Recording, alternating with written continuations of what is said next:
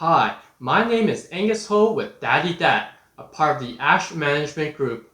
I want to show how you can budget as a full-time engineer, make real estate investments, and live an exceptional family life as a dad. So, come along with me in this journey of wealth. My degree is in electrical engineering, and I always keep talking about how I'm just an everyday dad who works hard as an engineer. Being an engineer is part of the ASH method of accumulate. You can find out more information about the ASH method here. By understanding what it is like to be an engineer, you can make better career choices and not regret anything like what I'm about to tell you. By becoming an engineer, you can potentially be someone like me who travels the world every year with his wife, live in a 2,000 square feet house, and become 95% plus of the way there to being a millionaire. So, let's get started by talking about what engineering is truly like. Successful engineering projects don't happen by chance. You need BHAGs, or big, hairy, audacious goals. Take, for example, the iPod, SpaceX, Tesla, Google, Amazon. It takes guts and lots of risk to get where you want to be. If you have an idea, don't let anyone stop you. It's your dream, your goal. Only you are stopping yourself. My personal BHAG is to reach a minimum of $10 million net worth before I pass away. The next thing that all engineers need to do is continuous professional development. This is so important. When you look into what your engineering regulatory body requires as a professional development, you need things like project management, project finance, environment, and sustainability. This is on top of all your technical ability. It will be very hard to acquire all that knowledge without continuous professional development. There are so many places to get that knowledge. Check out your regulatory body. Go to courses. Take a designation like Project Management Professional or PMP. Take evening classes.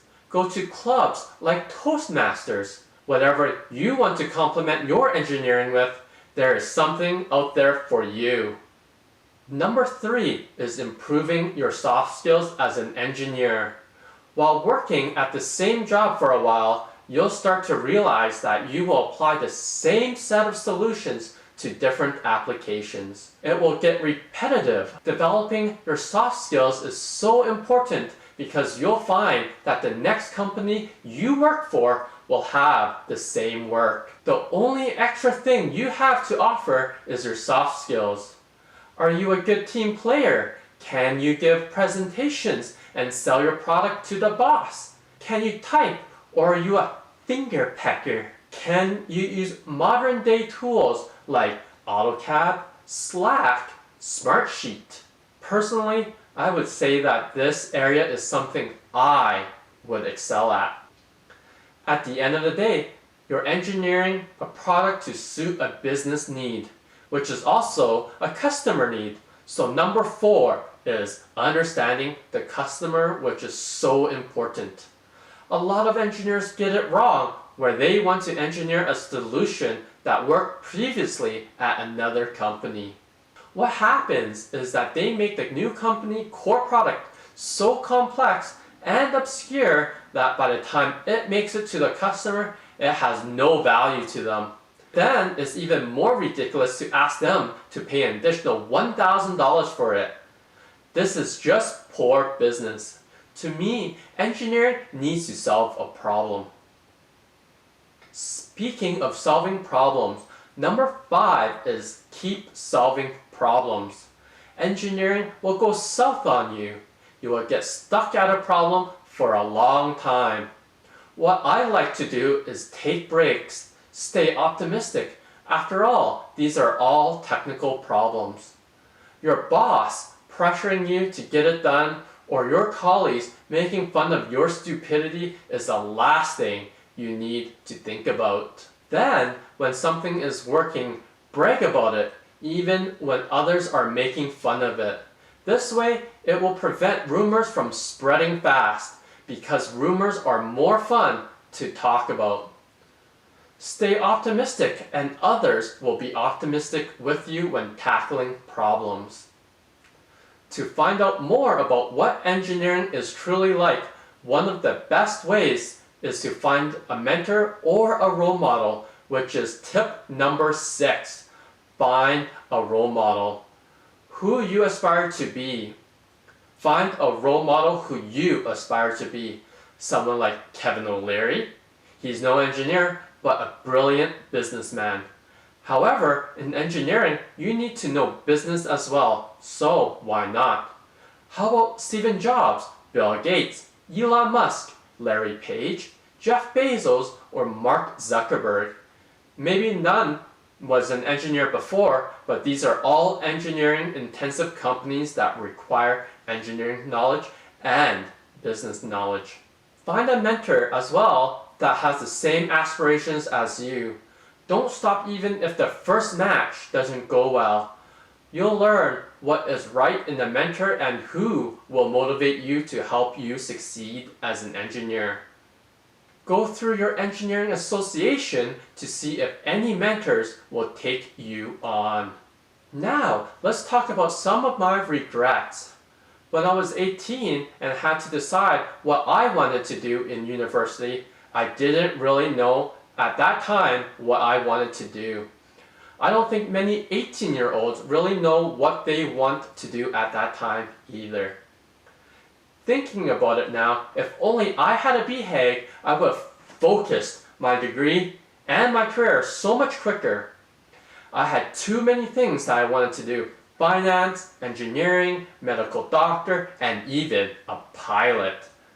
Now that I'm an engineer, I love the job so much that I'm on my way to achieving my BHAG of being a millionaire by 40. My next regret is that continuous improvement starts at school.